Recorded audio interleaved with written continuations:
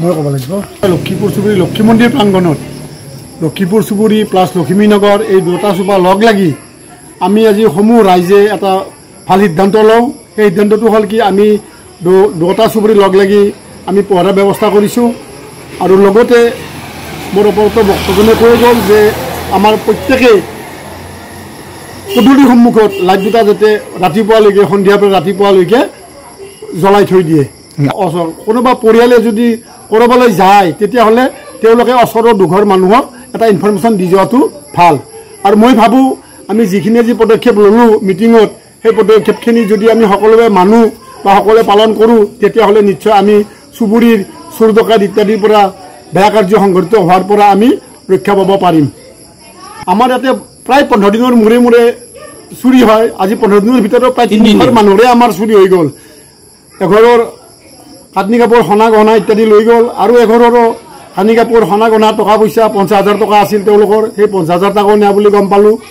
আৰু এঘৰৰ আমাৰ ঘৰৰ ভিতৰৰ বাৰাণ্ডাৰ পৰা বাইকখন চুৰি কৰি লৈ গ'ল, গতিকে পালচাৰ বাইক।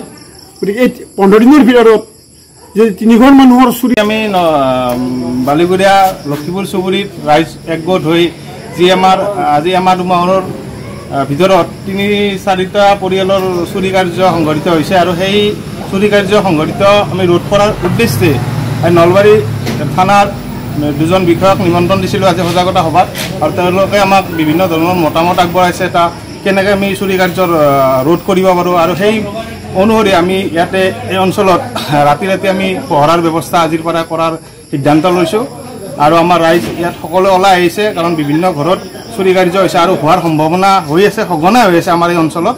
গতিকে সেই চুৰি কাৰ্য ৰোধ কৰাৰ বাবে আজি আমাৰ এই সজাগতা সভাখন অনুষ্ঠিত হৈছে।